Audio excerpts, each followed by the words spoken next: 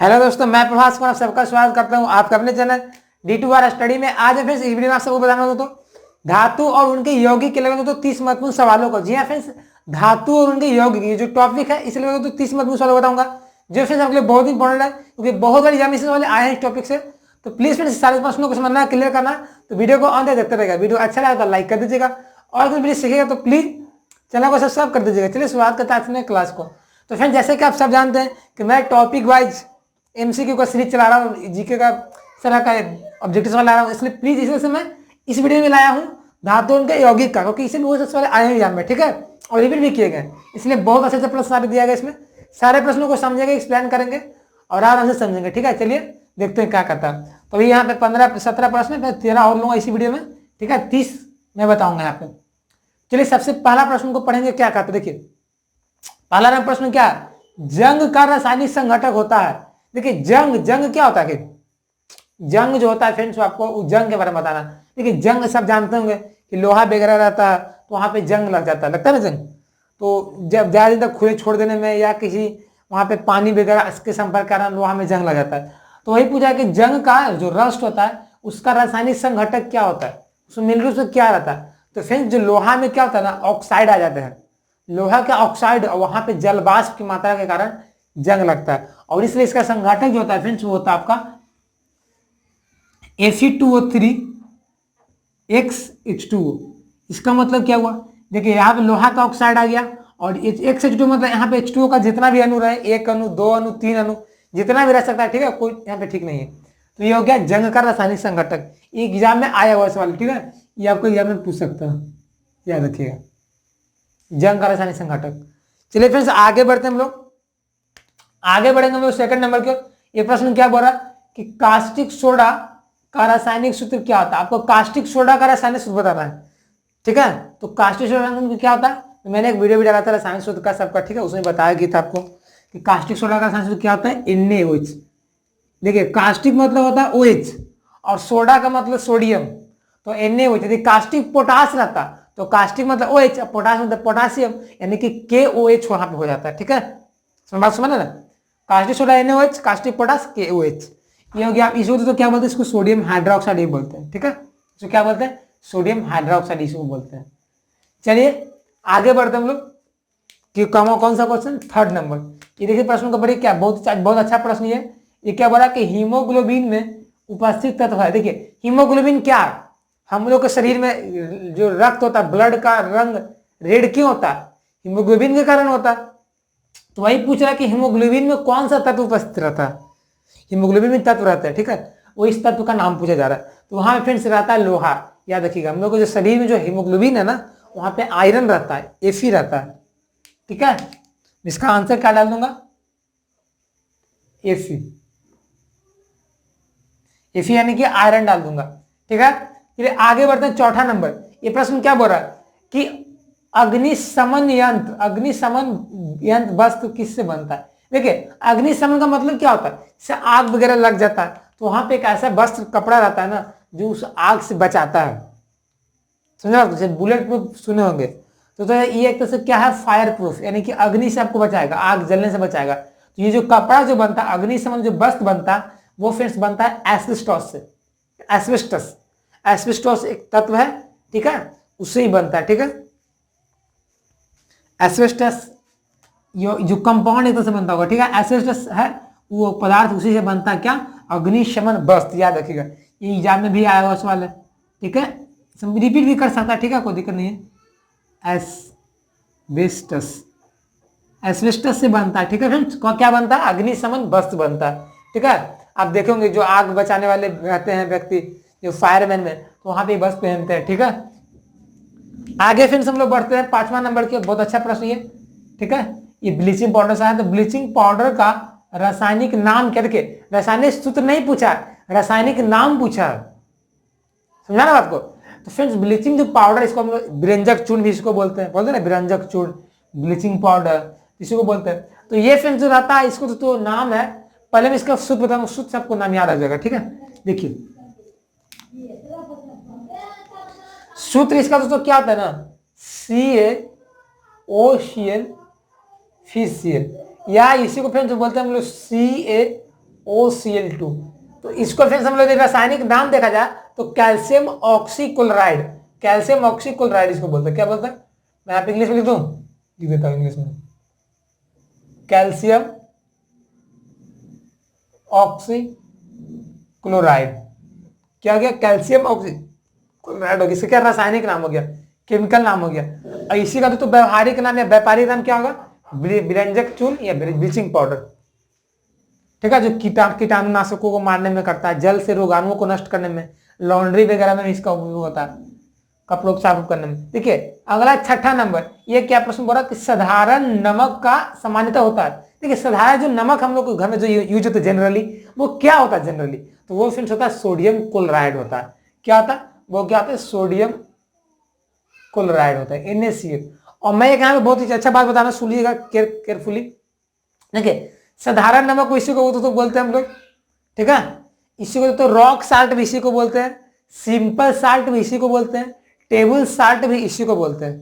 ठीक है, सारा जितना भी साल्ट है ना, सब सोडियम क्लोराइड को ही बोलते हैं। दिक्कत? चलिए आगे बढ़ते 7वां नंबर। ये प्रश्न क्या बोल रहा कि डोलोमाइट का रासायनिक सूत्र क्या होता है? देखिए डोलोमाइट, डोलोमाइट क्या रसायनिक सूत्र पूछ रहा है? तो ये डोलोमाइट क्या होता है? कैल्शियम एंड मैग्नीशियम का अयस्क है। तो इसका जो सूत्र होता है दोस्तों, ये याद करिएगा, बहुत इंपॉर्टेंट है।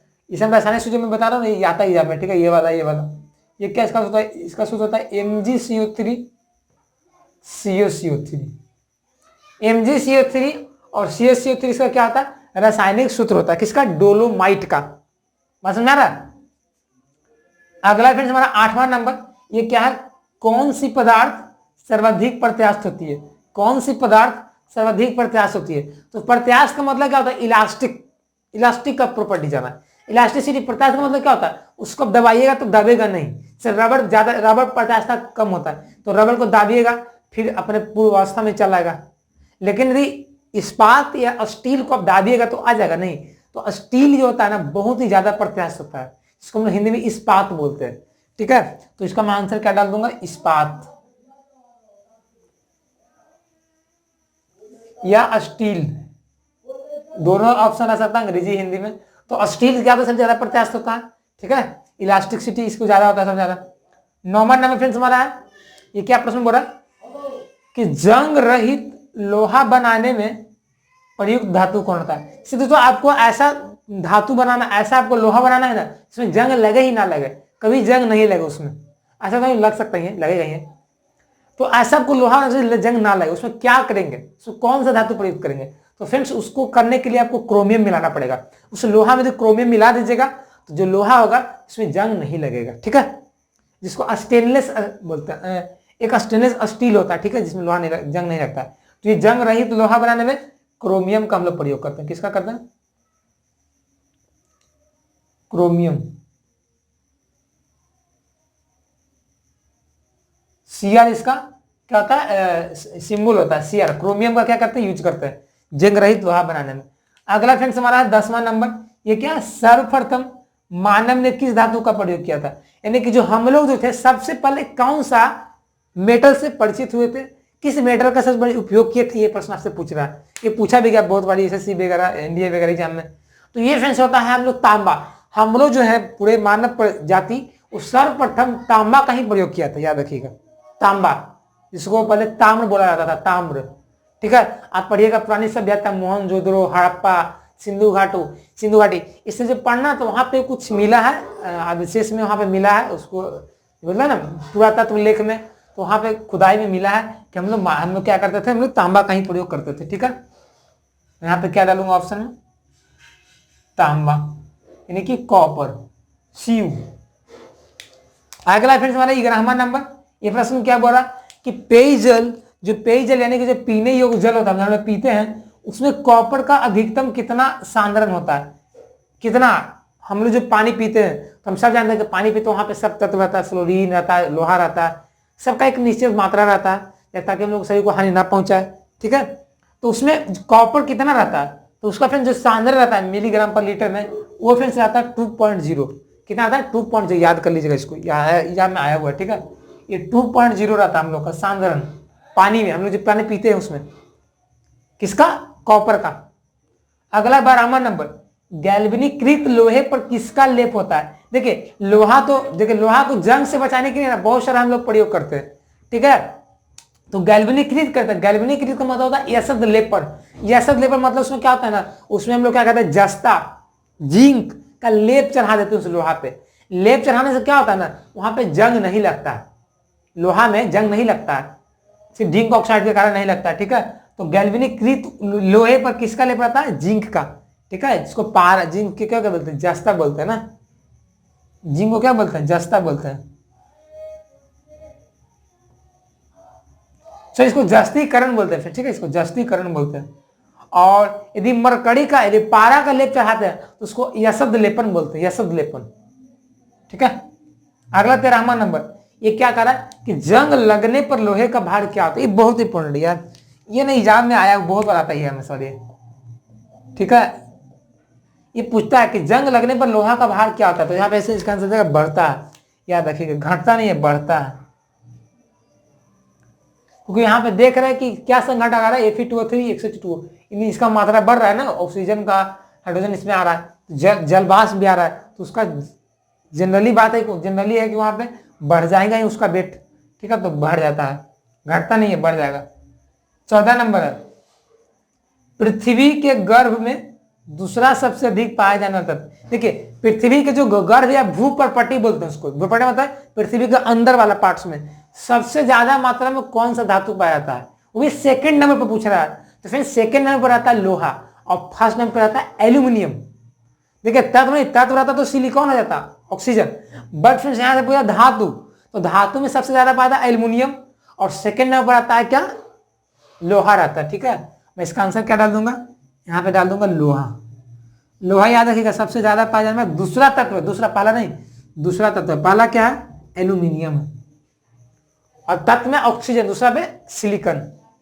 अगला 15 नंबर, चूहा मारने का दवा का सामान्यता होता है। देखिए चूहा मारने का दवा आजकल सभी उपयोग करते हैं, ज्यादा चूहा वगैरह तंग करने लगता है तब करना है, काफी वगैरह आपको फाड़ देता है, किताब को काट देता है, तो आप लोग चूहा को मारने की दवाई लाते हैं। तो जनरली दवाई जो होता है फ्रेंड्स, वहां पे उसमें रहता है जिंक फॉस्फाइड रहता है। क्या रहता है? जिंक फॉस्फाइड रहता है। क्या रहता है? जिंक, जिंक क्या रहता है? फॉस्फाइड रहता है, ठीक है, जिंक फॉस्फाइड रहता है। ये रहता है किसमें? चूहा मारने का दवा में, ठीक है। ये आपका विनाशक पदार्थ होता है, ठीक है, इसे हानि पहुंचाता है, हम लोग सभी खा लेगा कोई, मर सकता भी है। अगला दोस्तों 16 नंबर, कौन सी धातु सर्वाधिक भारी होती है? तो ये बहुत बार मैं क्वेश्चन कराया हूँ आपको, बहुत बार मैं इसका मेंशन भी किया अपने वीडियो में। तो ये होता है ऑस्मियम। ऑस्मियम जो फ्रेंड्स होता है ना, जिसको ओएस बोलते हैं, ये सबसे ज्यादा क्या होता है? ऑस्मियम सबसे ज्यादा क्या होता है? भारी होता है, ठीक है। ऑस्मियम सबसे ज्यादा भारी तत्व है, ठीक है, धातु है। अगला 17वां नंबर, शुद्ध सोना कितने कैरेट का होता है? तो ये फ्रेंड्स होता है 24 कैरेट, याद कर लीजिए 24 कैरेट, ठीक है। 1 कैरेट में मुझे लगता है 200 मिलीग्राम ऐसे को होता है, ठीक है। तो 24 कैरेट का सोना जो सबसे शुद्ध होता है। ऐसे जनरली 24 कैरेट का सोना का कभी आभूषण वगैरह ज्वेलरी बन ही नहीं सकता, क्योंकि ये इतना बहुत मुलायम होता है ना, इसको बहुत ही लंबा कर सकता है, तन्यता का इसमें गुण ज्यादा आता है, ठीक है। तो इसलिए इसका नहीं बनता शुद्ध सोना का। तो कुछ मिलाते हैं हम लोग, कॉपर मिलाते हैं, जिंक वगैरह, तांबा कुछ मिलाया जाता है, ठीक है, तो इसको थोड़ा सा कठोर बना दिया जाता है, ठीक है। तो 22 कैरेट हो जाता है, ये कुछ ये इस तरह से बनाया जाता है, ठीक है। शुद्ध सोना कभी नहीं बनता है इसका गाना, तो 24 कैरेट शुद्ध सोना होता है, ठीक है। तो इस फ्रेंड्स अभी 17वें प्रश्नों को लिया हूँ एग्जाम्पल के थ्रू। अभी मैं तो 13 प्रश्नों को और बताने वाला हूँ, ठीक है। तो प्लीज वेट करिए, पहले इसको क्या करिए ना, स्क्रीनशॉट ले लीजिए, तब बहुत इंपॉर्टेंट एग्जाम में आ सकता है, ठीक है, ये आया हुआ भी है। तो फ्रेंड्स चलिए हम लोग रिमेनिंग जो पार्ट्स बचा है उसको क्लियर करते हैं। देखिए क्या कहता है प्रश्न नंबर 18, क्या बोल रहा है कि वाटर जो टैंकों के शैवाल को नष्ट करने के लिए किसका प्रयोग? देखिए जो वाटर जो टैंक होता है ना, वहां पे कुछ उसमें शैवाल वगैरह आ जाते हैं जो हानिकारक होता है हमारे स्वास्थ्य के लिए, तो वहां पे क्या होता है, उसको मारने के लिए उसमें लोग खास प्रकार के यौगिक का प्रयोग करते हैं। उस यौगिक का नाम पूछा जा रहा है आपसे प्रश्न में, तो उसको यौगिक का तो नाम है friends copper sulphate. Copper sulphate का यूज करके क्या करते हैं हम लोग, जितने भी वाटर टैंक में जो शैवाल वगैरह होते हैं जो हमारे हानिकारक होते हैं वो मर जाते हैं, ठीक है। तो मैं इसका आंसर क्या डाल दूंगा? Copper sulphate. इसका सूत्र पता क्या होता है? CuSO4 होता है ना, कॉपर सल्फेट होता है, ठीक है, CuSO4 इसको बोलते हैं कॉपर सल्फेट। अगला फ्रेंड्स हमारा 19वां नंबर प्रश्न क्या बोल रहा है कि कौन सा धातु स्वतंत्र अवस्था में पाया जाता है। देखिए कौन सा धातु स्वतंत्र अवस्था यानी एकदम फ्री, जो नेचर में फ्री स्टेट में कौन पाया जाता है। तो फ्रेंड्स एक ही तत्व, उसका नाम है तो सोना। जो सोना जो होता है, जो गोल्ड होता है, वो क्या होता है, फ्री स्टेट में पाया जाता है, ठीक है, प्रकृति में। मैं इसका आंसर क्या डाल दूंगा, सोना। इसको फ्रेंड्स कहीं से आपको निकालना नहीं पड़ेगा। सोना किसे अयस्क से निकालते हैं, किसी का इसका, बट सोना आपको फ्री ऑफ से मिल जाता है, ठीक है, इसमें ज्यादा प्रोसेस नहीं पड़ता इसको निकालने के लिए। और हम इसका संकेत होता है यू, ठीक है, इसका नाम है प्लैटिनम। अगला फ्रेंड्स हमारा 20वां नंबर, ये क्या करा कि फोटोग्राफी में उपयोगी यौगिक है। देखिए फोटोग्राफी में क्या होता है ना, उसमें एक यौगिक का प्रयोग करते हैं। फोटोग्राफी देखो कैमरा वगैरह, तो आप जब फोटोग्राफी की उसके अंदर क्या आता है, एक यौगिक रहता है, ठीक है, उसका नाम है सिल्वर ब्रोमाइड, AgBr, उसका यूज करते हैं, ठीक है। फोटोग्राफी में किसका यूज करते हैं, AgBr का। और ये फिर एग्जाम में ना बहुत बार पूछता भी है AgBr, इसको देखिए याद करें। आपको पता ऑप्शन में क्या देगा, AgCl देगा, AgI देगा, AgF देगा। तो सिल्वर ब्रोमाइड याद रखिएगा। सिल्वर ब्रोमाइड क्या होता है, फोटोग्राफी में प्रयुक्त होने वाला यौगिक है, ठीक है। अगला 21वां नंबर, मिनीमाता रोग किस कारण से होता है। मिनीमाता जो डिजीज होता है, किस कारण से होता है। तो फिर इसका कारण का नाम तो मरकरी, जो सीसा मरकरी जो तत्व Hg इसको बोलते हैं, उसके कारण क्या होता है ना, ये रोग होता है, ठीक है। जब कमता शरीर में तो उसके कारण ये होता है, ठीक है, मिनीमाता रोग। कम या ज्यादा के कारण होता होगा, ठीक है, Hg इसको बोलते हैं हम लोग। मरकरी जो है इसके कारण ये रोग होता है, ठीक है, Hg के कारण। अगला 22वां नंबर, किसी अमलगम का एक घटक होता है, बहुत इंपॉर्टेंट याद रखिएगा ये सवाल ना, बहुत इंपॉर्टेंट, याद में बहुत आता है, ठीक है। देखिए जितना भी तो अमलगम होगा ना, किसी भी अमलगम, लोहा का अमलगम, कॉपर का अमलगम, जिंक का अमलगम, ऐसे मुझे लगता है लोहा अमलगम बनाता ही नहीं है। जिंक का अमलगम, कॉपर का अमलगम, मैग्नीशियम का अमलगम, किसी का भी अमलगम रहेगा ना, उसमें एक जो तत्व है ना वो कॉमन है, रहेगा ही रहेगा। वो तत्व कॉमन क्या है, वो तत्व फ्रेंड्स है Hg जो है ना, इसको हम लोग बोलते हैं पारा, बोलते हैं पारा, या मरकरी इसको बोलते हैं, ये हमेशा रहेगा। अब बोला कॉपर का अमलगम तो कि Cu प्लस Hg, मैग्नीशियम का अमलगम तो Mg प्लस Hg, जिंक का अमलगम तो Zn प्लस Hg, यानी कि Hg जो है ना, Hg जो मरकरी जो बोलते हैं, ये सेम रहेगा, सब में रहेगा, हमेशा ये रहेगा। अगला 23वां नंबर, सिंदूर या बर्मिलियन का रासायनिक सूत्र क्या होता है। तो सिंदूर जो होता है फ्रेंड्स, इसको लाल सिंदूर बोलते हैं, उसका फ्रेंड्स जो सूत्र होता है फ्रेंड्स वो होता है HgS, इसको क्या बोलते हैं, इसको बोलते हैं मर्क्यूरिक सल्फाइड, ठीक है, HgS इसको बोलते हैं, HgS। अगला है फ्रेंड्स हमारा 24 नंबर, संचालक बैटरी में कौन सी धातु का प्रयोग होता है। देखिए बैटरी तो बहुत सारा होता है, संचालक बैटरी होता है, पढ़े होंगे आप लोग, एक प्राथमिक द्वितीयक होता है, एक आपका क्या होता है, एक कैडमियम बैटरी होता है, बहुत सारा बैटरी होता है, ठीक है, lead cell, cadmium cell, battery का अलग चैप्टर नहीं पढ़ना क्लास 12 में। तो जो संचालक जो बैटरी होता है उसमें फ्रेंड्स कौन सा धातु का प्रयोग होता है, तो यहाँ फ्रेंड्स हो जाएगा आपका PB, शीशा का उसमें प्रयोग करते हैं, ठीक है, लेड का, लेड सेल इसको बोलते नहीं है, ठीक है, संचालक बैटरी को। अगला फ्रेंड्स हमारा नीला थोथा होता है। देखिए नीला थोथा को अंग्रेजी में क्या कहते हैं, बहुत बार में क्या होता है ना कि नीला थोथा ना पूछ के इसका अंग्रेजी वाला वर्ड पूछ देता है, तो ब्लू विट्रियोल इसको बोलते हैं। तो ब्लू विट्रियोल या नीला थोथा जो होता है फ्रेंड्स, वो जनरली कॉपर सल्फेट होता है, ठीक है, कॉपर सल्फेट। मैं इसका आंसर क्या डाल दूंगा, हाँ ठीक है ना, CuSO4 5H2O, ये CuSO4 5H2 जो होता है फ्रेंड्स, ये कैसे क्या होता है, नीला थोथा होता है, इसको अंग्रेजी बोलते हैं ब्लू विट्रियोल बोलते हैं। यदि उजला थोथा पूछेगा तो ZnSO4 7H2 होगा। यदि हरा थोथा पूछेगा या हरा कशिश तो ACSO4 7H2 होगा, ठीक है, मैं सर आपको बता दिया हूँ। समझ रहे हैं क्या मैं बोल रहा हूँ, नीला थोथा, उजला थोथा, हरा थोथा, तीनों बता दिया हूँ आपको। चलिए आगे बढ़ते हैं 27वां नंबर, सॉरी यहाँ पे 26 नंबर, ये क्या प्रश्न बोल रहा है कि रंगने में काम आने वाला तीखा पदार्थ क्या। देखिए हम लोग पेंट वगैरह करते हैं, दीपावली अभी चल रहा है तो ठीक है, तो हम लोग घर में पेंट वगैरह करते हैं, तो वहां पे क्या होता है, एक देखोगे तीखा पदार्थ मिलाया जाता है, ठीक है, जो बहुत तीखा रहता है, उसका पेंट को चख से मत चखिएगा मत, ठीक है, टेस्ट तो कर सकते हैं, बट ऐसा इमेजिनेशन कर सकते हैं कि जो उसमें तीखा जो पदार्थ रहता है फ्रेंड्स वो रहता है, पता है क्या, जिंक फॉस्फेट रहता है। क्या रहता है, जिंक फॉस्फेट रहता है। ये भी एग्जाम में पूछ सकता है, क्या होगा इसका आंसर, दिख रहा है फ्रेंड्स, आपको दिख रहा है ना, जिंक फॉस्फेट जो क्या होता है ना, पेंटिंग में जो तीखा पदार्थ रहता है वही होता है जिंक फॉस्फेट। इसका सूत्र क्या हो जाएगा, क्या हो जाएगा इसका सूत्र, इसका आपका जो सूत्र हो जाएगा फ्रेंड्स क्या हो जाएगा, Zn3PO4 का होल 2, ठीक है, जिंक फॉस्फेट का, फॉस्फेट PO4 होता है। 27वां नंबर क्या, कठोर स्टील में कार्बन का प्रतिशत है। कठोर जो स्टील, इसको बोलते हैं हार्ड स्टील, हार्ड होता है, सॉफ्ट होता है, ठीक है। तो जो हार्ड स्टील होता है फ्रेंड्स, उसमें रहता है 0.5 to 1% इसमें क्या रहता है, कार्बन रहता है। यदि देखिए हार्डनेस जो होता है ना स्टील में, कार्बन के कारण ही आता है हार्डनेस, ठीक है। यदि कार्बन का उसमें परसेंटेज मिला देंगे तो वो स्टील हार्डनेस आता है, उसमें हार्डनेस आ जाएगा, ठीक है, हार्ड स्टील हो जाएगा।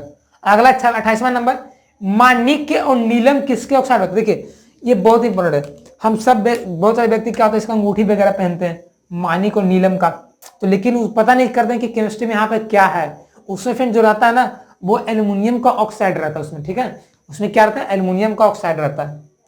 मैं इसका आंसर क्या डाल दूंगा, एल्यूमिनियम, ठीक है। एल्यूमिनियम को उसमें क्या रहता है, ऑक्साइड रहता है, किसमें रहता है, माणिक और नीलम में, ठीक है। अगला फ्रेंड्स हमारा रूबी बोलते हैं इसको, मन में रूबी बोलते लगता है, ठीक है, रूबी। अगला फ्रेंड्स हमारा धातु की प्रकृति कैसी होती है। सब लोग जानते हैं धनात्मक, धातु में कितने होते हैं, धनात्मक होते हैं, पॉजिटिव होते हैं। धातु क्या होता है, धनात्मक होते हैं। अगला 30वां नंबर, लेंस किससे बनता है, यही एग्जाम में बहुत बार आया हुआ है लेंस। तो फ्रेंड्स मैं बता दूं कि कांच बहुत सब तक बहुत तरह का होता है कांच, ठीक है, बट जो लेंस जो बनता है ना खास बात कांच होता है, उस कांच का नाम है फिलंट कांच। उस फिलंट कांच से ही बनता है क्या, लेंस बनता है, ठीक है। तो इसका नाम याद कर लीजिएगा क्योंकि एग्जाम में आता ही है सवाल है, हमेशा आता है कि लेंस किससे बनता है। आपको बहुत सारा कांच का नाम दे देगा बट इसका आंसर क्या जाएगा, फिलंट कांच, फिलंट ग्लास। इसका एक अलग अपवर्तनांक होता है, माध्यम होता है, ठीक है, उस अपवर्तनांक वाले पदार्थ से ही बनता है कांच, ठीक है। लेंस किससे बनता है, फिलंट कांच से बनता है, ठीक है। तो ये फाइनली लगभग 30 सवाल थे धातु और उनके यौगिक चैप्टर से, जो मुझे मैं देखा कि इसे भी सवाल आते एग्जाम में, इसलिए मैं इसको भी पहले की भांति इसमें क्लियर कर दिया हूँ, ठीक है। तो प्लीज जितना मैं टॉपिक डाल रहा हूँ चैप्टर वाइज ऑब्जेक्टिव का, उस सबको आप क्लियर करते चलिए, तो आप बहुत ही कम समय साइंस पर अच्छा काबू पा सकते हैं और अच्छा एग्जाम में परफॉर्मेंस कर सकते हैं, ठीक है। तो प्लीज सारे प्रश्नों को देखिएगा, समझिएगा, क्लियर करिएगा। तो फ्रेंड्स इसको स्क्रीनशॉट ले लीजिए आप। तो बस दोस्तों आज की इतना ही। आज का वीडियो कैसा लगा, अच्छा लगा ना, हेल्पफुल था, तो प्लीज यार वीडियो को लाइक कर देंगे और चैनल को अभी तक सब्सक्राइब नहीं किए होंगे तो देर किस बात पे, क्या सोचना है, यहाँ पे बटन है रेड, उसको दबा दें, सब्सक्राइब कर दें ताकि ऐसे ऑप्शन पर पहुंचते रहें, आप सीखते रहें। और फ्रेंड्स बगल में जो नोटिफिकेशन मिला होगा उसको भी क्लिक कर दीजिएगा ताकि नए नए वीडियो से अप टू डेट रहेंगे आप, ठीक है। चलिए मिलते हैं नए वीडियो में। ज़्यादा यही कहूंगा कि वीडियो को प्लीज शेयर करिए अपने बैचमेंट्स के साथ ताकि आपके बैचमेंट में पढ़ेंगे, आगे बढ़ेंगे। और फ्रेंड्स हमें इंस्टाग्राम फेसबुक पे फॉलो भी कर सकते हैं क्योंकि वहाँ भी मैं कुछ शॉर्ट वीडियोज़ के माध्यम से सिखाते रहता हूँ और सिखाने का सिलसिला जारी रहेगा, इसलिए प्लीज़ वहाँ भी आइए, विजिट करिए, सीखिए, ठीक है। चलिए मिलते हैं नए वीडियो में, तब तक के लिए बने रहेगा। जय हिंद, जय भारत, टेक केयर, बाय।